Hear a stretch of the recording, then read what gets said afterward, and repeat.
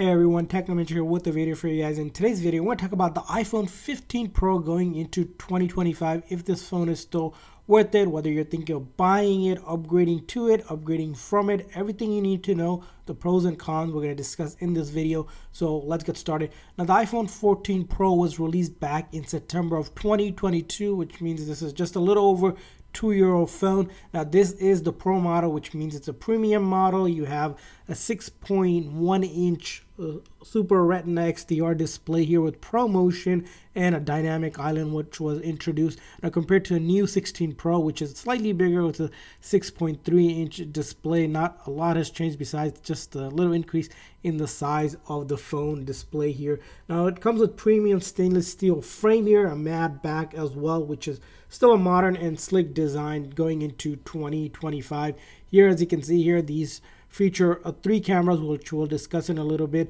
Wave here for 5G here. However, it doesn't have that camera button that we see on the new iPhone 16 lineup. That's probably the one feature you'll notice. And then along with that is still has that ringer toggle instead of the action button, which is featured on the newer iPhones that we see here. And then when it comes to the actual charging here, we have is the lightning port. It doesn't have the USB-C, which is the new standard when it comes to charging on it. However, it can still charge pretty fast and does have wireless charging available.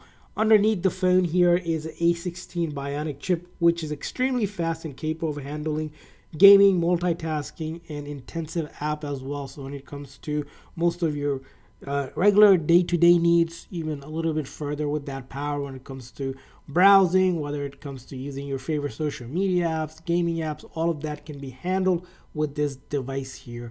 So the other aspect of this is going to be the camera here. Now the camera here, as I mentioned, there's 3 cameras here. There's a 48 megapixel main camera. You have a 12 megapixel ultra wide camera, which on the newer iPhone 16 Pro is a 48 megapixel ultra angle, so that has been upgraded, and a 3x the telephotograhic lens, again, which basically means it's excellent for photo quality even in low light with pro level details and flexibility on it. Here you can see you can do it in RAW.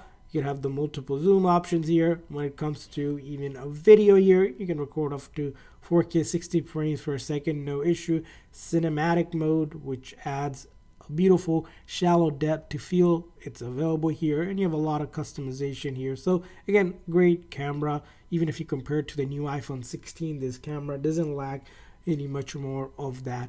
Now, the other aspect about this phone is probably going to be looking at the battery. What kind of battery life does this phone offer for you? Well, a couple things here when it comes to battery. It has a 3200 mAh battery, which gives you around 23 hours of video playback compared to the new iPhone 16 Pro, which gives you 27 hours. 23, 27, only 4-hour difference, which basically means this phone will last a full day with moderate use and supports fast charging with MagSafe. So if you need to quickly charge up, there's not going to be an issue for that because of the flexibility that you have.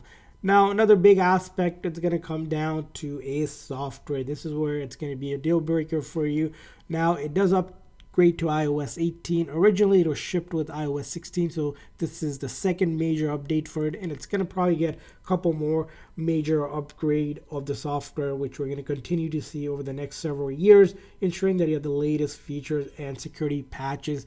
As you can see here, right off bat on iOS 18, you get all of the customization, from customizing your apps to being able to customize control center, lock screen, and updates in the iMessage, your reaction for all the emojis. It doesn't get Gemojis, and we're going to explain a little bit in a second why. You can schedule messages, hide, lock apps, all of these redesign of the photo apps and much more going on. However, the biggest thing that you're not going to get, which is going to be probably the biggest con of this phone, is, which again could be something Apple could introduce, but Apple Intelligence is not compatible on this device, which means you don't get, as I mentioned, Gemojis, Image Playground to generate your emojis, Image One, all of the Chat GPT integration that happens where you can activate Siri with that Apple Intelligence feature to do a lot more, which again the 14 Pro doesn't get that, even with that A16 Bionic chip, which is a powerful chip. It's not any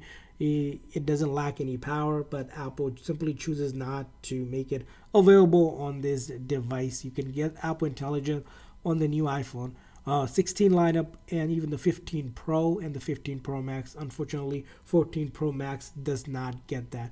Now, another aspect you're probably going to be thinking when it comes to this device, it's going to come down to your price point here.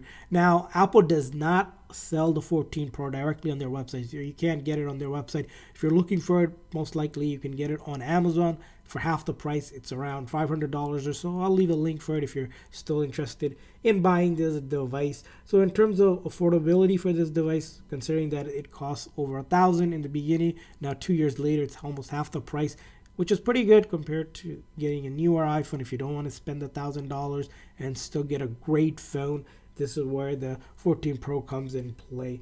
Now, for our final verdict, is it still worth it wanting this premium phone? Definitely is. It still has great top tier performance, great cameras, long lasting support for software. You're really getting the value for the price, especially if you have the phone and you don't really care about Apple Intelligent. You probably can stick with this phone the next couple of years without any issue there as well. Now, the biggest thing is probably you're looking at, if you just want a slightly better battery, maybe slight improvement in camera, and you want Apple Intelligence features that's available, and maybe the camera button and the action control button, maybe that's what you're looking for, the new iPhone 16 Pro. You're going to be probably comparing those main things. That's what I want to hear from you. What's your thought on the 14 Pro here? Do you think it's still worth it? Leave a comment in the comment section whether you used it in the past, thinking about upgrading to it, upgrading from it. Want to hear your thoughts in the comment section. While you're at it, make sure that the like and subscribe button and hit the bell notification for the latest reviews and breakdown for your iPhone. I hope you guys enjoyed this video. We'll see you guys in the next one.